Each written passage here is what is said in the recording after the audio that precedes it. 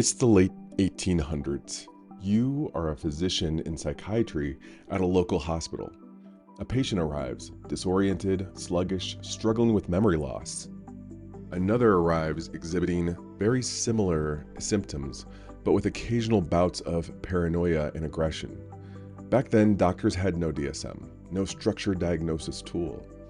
Many mental illnesses were simply just labeled melancholia or insanity or hysteria.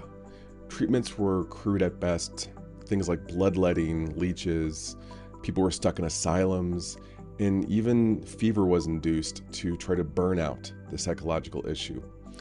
Around the turn of the 20th century, a groundbreaking realization emerged. Many of these so-called mental illnesses weren't psychological at all. Some were actually caused by neurological conditions like syphilis. Others had medical origins like thyroid disorder or vitamin deficiencies. This discovery forced mental health professionals to start thinking critically. If two people show similar symptoms, how do we determine what really is happening underneath? This question laid the foundation for differential diagnoses, the systematic approach we use today to distinguish between mental disorders that share overlapping symptoms. Fast forward to today, and differential diagnoses remains one of the most complex and critical skills for mental health clinicians. Misdiagnosing conditions like bipolar disorder as major depression or mistaking PTSD for general anxiety disorder can mean a difference between effective treatment and unnecessary suffering. That's why today we're driving deep into the art and science of differential diagnosis, how to do it the right way, what tools can be used, and how to prepare for vignettes based on questions on your licensure exam.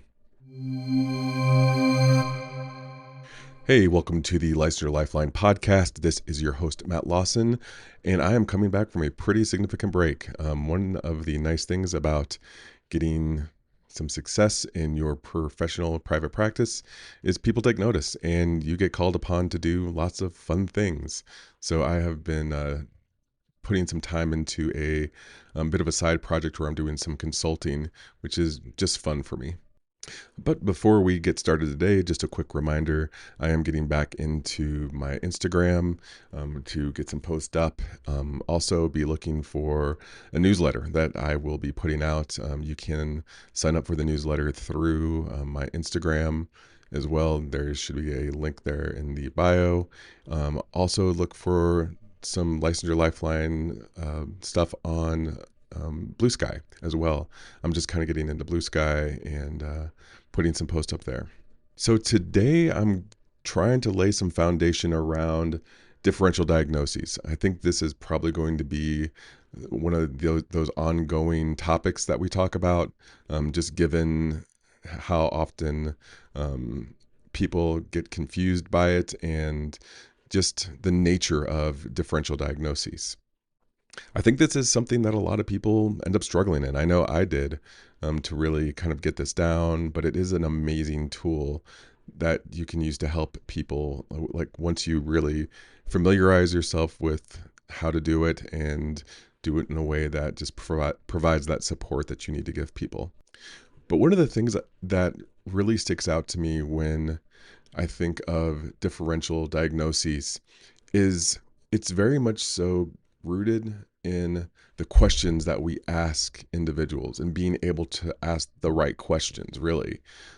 So with familiarizing ourselves with how to do differential diagnoses in a really effective way often means knowing the right questions to ask people, being able to pick up on little things, little nuances, little timelines throughout the initial interview, and being able to ask the right questions, like really putting on your exploratory scientific mind and looking at the aspects of an individual in the life that they're telling you about and being able to apply those to things that allow you to ask these exploratory questions based in some of the reasoning that you come to around the answers that they're giving to these questions. So today I'm going to go through a vignette and then we're going to kind of pick that apart a bit.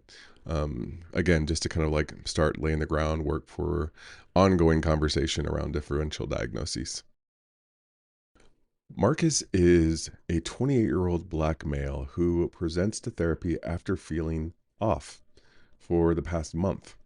He describes persistent fatigue, difficulty concentrating, and low motivation that have been interfering with his work as a software developer.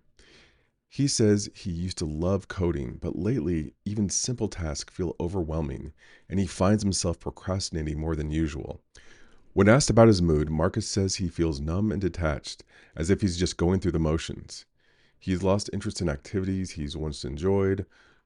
He liked to play basketball with his friends and produce music from time to time in his home studio. He struggles to get out of bed some mornings, and even when he does, he feels exhausted throughout the day.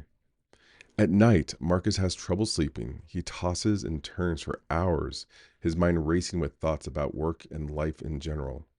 When he does fall asleep, he either wakes up multiple times or sleeps too late, making it even harder for him to get the most out of his day. All right, take a second here and just consider Marcus for a second. What are some of your initial thoughts here? What are some of the things that stand out? What are some of the questions that you might have about this individual to help you further understand what he's dealing with so you can help him? So let's explore some of these symptoms. During this session, you ask Mark if he's had moments when he felt better, more energized, or unusually motivated.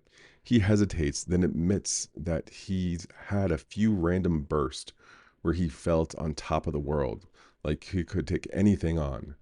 When you probe further, Marcus describes feeling incredibly creative and productive for hours, sometimes staying up late at night working on music only to crash the next day.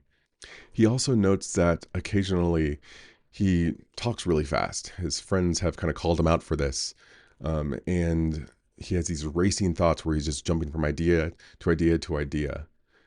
He also has noted that his bank account has taken a hit recently, and he'll go on these spontaneous online shopping sprees where he spends lots of money on items that sometimes he even forgets he buys. So I'm sure just from some of these symptoms that we're talking about here, you're already starting to put together a picture in your mind of some things like this could be some preliminary diagnoses that this could possibly be. Marcus also notes having moments of extreme irritability where even the smallest issue, like something along the lines of his roommates leaving dishes in the sink, makes him explode in frustration. So an important question here to ask is, how often these high energy episodes happen. Getting some type of timelines down with Marcus, trying to see like the periods of time that this happens within. Marcus clarifies that this doesn't happen all that often, but they do occur at least 4 to 5 times. It has occurred at least 4 to 5 times in the last few months and go on for a few days at a time. Now, let's go into Marcus's family history a bit more. Marcus shares that his mother has anxiety and his father struggles with depression, but never sought treatment. He also remembers hearing about an uncle who had mood swings, but he doesn't really know as much about that. He denies any significant medical history, but admits to drinking more than usual, about 5 to 6 drinks on the weekend, so a little bingey with his drinking. And he says this is just to kind of take the edge off. I'm sure it's one of those habits that he's developed over the years. He insists that alcohol isn't a problem, though, and he doesn't really drink during the weekdays. Marcus also denies any history of drug use, though he's used marijuana in college occasionally. He does not currently take any medications and has never been diagnosed with a mental health condition. When asked about suicidal thoughts, Marcus pauses for a long moment before saying, "I wouldn't say I want to die, but sometimes I feel like life is just pointless." However, he firmly denies any active suicidal ideation. So, of course, this is always a place in the initial interview that you want to go. Um, it, it never seems like there's a right place to do this. So, I don't think you should follow a script when you are interviewing somebody initially, but I do think that there should be almost a routine point in your initial intake where you ask about suicide and suicidal ideation, just to kind of get used to that, because it is something that absolutely needs to be talked about in that initial meeting. So we got some pretty solid information here about Marcus. And getting into the differential diagnoses process, um, his case presents several possible diagnoses. And the key in differentiating between them is based on his symptoms and their duration over over his life and the impact that it's actually had on him and the way he lives. So, some things to consider here for differential diagnoses might be something like major depression. That would fit with low energy, loss of interest, sleep disturbances that he's described, but it does not explain the periodic high energy and episodes of impulsivity. If the higher energy episodes are brief or tied to extreme stressors, this might still be a good fit. I think it's also worth considering bipolar II disorder. So, bipolar II, you get depressive symptoms with some hypomania, but specifically the hypomanic episodes are supposed to last around 4 days, according to the DSM. Marcus describes periods of high energy and impulsive spinning, along with irritability and racing thoughts, which may point to that hypomania. Keep in mind that if his highs are significant but don't meet full manic criteria, bipolar II is still likely. You also might think or lean towards something like persistent depressive disorder, which requires at least 2 years of depressive symptoms. However, Marcus's symptoms have only lasted 4 months, making this less likely. Cyclothymic disorder might also be something to consider with Marcus as well.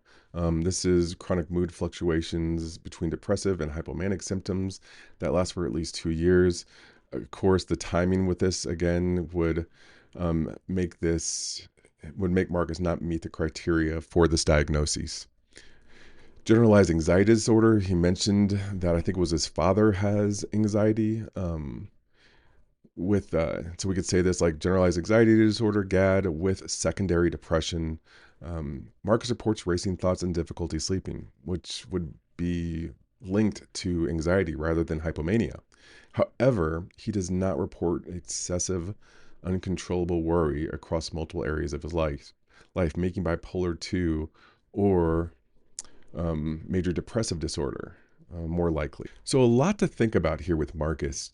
And based on what he has shared, his periods of high energy, impulsivity, and irritability suggest that major depressive disorder alone may not be sufficient to explain his experience. Most clinically appropriate diagnosis appears to be bipolar II disorder, but more information is still needed to confirm whether his high energy periods meet the DSM-5 criteria for hypomania. So, we're still kind of kicking some stuff around with Marcus. This is going to probably take multiple sessions to give him a diagnosis. And please keep in mind, and I just want to emphasize this, that diagnoses gives us a really nice shorthand to talk to other clinicians about what we see with somebody that we're working with. And it also gives us a really nice place to start in a really nice way to structure the work that we do with individuals. People are complex, right? This is a great place to start, but it doesn't necessarily mean that this is the be-all, end-all way that we work with individuals. You'll see the complexity come out as you work with somebody, and you might change the diagnoses. But these initial diagnoses gives you a nice starting point. Okay, and that is going to be it for this episode. Thank you so much for listening. And again, I do apologize for taking so long to get this new episode out. This will be an ongoing conversation around differential diagnoses. I know this is very simple. This is a start. I promise you. This is something that's going to be used throughout your career as a clinician, and there's a lot more to it. So thanks for listening to this episode. Expect more, and until next time, keep learning.